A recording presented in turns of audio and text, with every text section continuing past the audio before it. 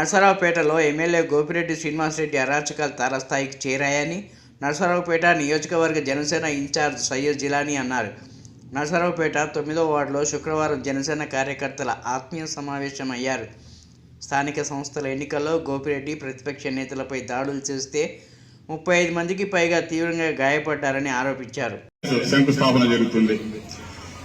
అతని అన్యాయాలు, అతని అక్రమ సంపాదన మనం చూస్తున్నాం.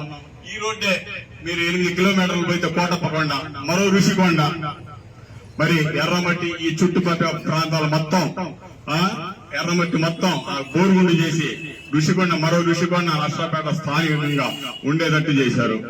అలాగనే మీరు గతం నుంచి చూస్తున్నారు. సుమారు నాకు తెలీదు, నాకు ఊహ వచ్చిన కాడి నుంచి మా ములుగులూరు చెరువు, ఆ ములుగులూరు చెరువులో సుమారు 15 అడుగులు లోతు తవ్వి 15 అడుగుల నుంచి గ్రావెల్ చేయడం. ఆ చుట్టుపక్కల మొత్తం వైసీపీ కార్యకర్తలు కానివ్వండి, నాయకులు కానివ్వండి, లక్షలాది రూపాయలు సంపాదించడం జరిగింది. అలాగనే మన 10 కిలోమీటర్ల దూరంలో 10 కిలోమీటర్లు కూడా ఉండదు, మన వెంచరేశారు గోపిరెడ్డి శ్రీనివాసరెడ్డి అండ్ టీం.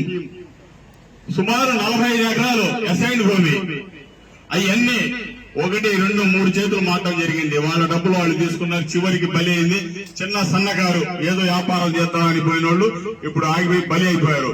రేపు ప్రభుత్వం మారగానే చుట్టూ సర్వే పెడితే ఎగిరిపోయేది ఈ వైసీపీ కార్యకర్తలు. వేరే వాళ్ళు లేరు, కొన్నది కూడా వైసీపీ కార్యకర్తలే కొద్దివాళ్ళు.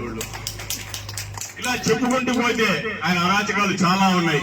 మా ఊరు ఎంపీటీసీ ఎలక్షన్ అప్పుడు నామినేషన్ వేయడానికి మా ఊరు దాదాపు తెలుగుదేశం వాళ్ళందరూ వచ్చి నామినేషన్ మామూలుగా వచ్చారు. వాళ్ళు వచ్చిన కొద్దిసేపటికి ఏం జరుగుతుందో అర్థం కాని పరిస్థితిలో వేల మంది వచ్చి మీద పట్టడం, రాళ్లు కర్రలతో కొట్టడం.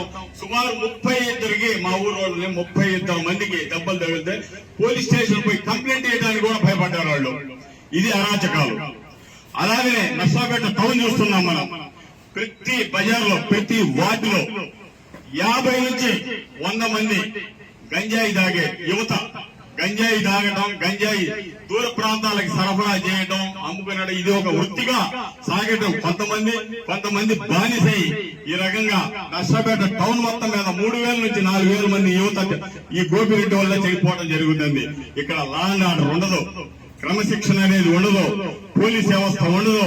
ఏం చెప్పినా వైసీపీ కార్యకర్త చెప్పాలా, నాయకుడు చెప్పాలా, అసలు నాయకుడు చెప్తేనే ఇక్కడ జరిగింది.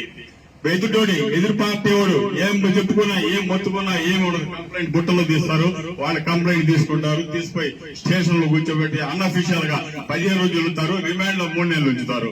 అది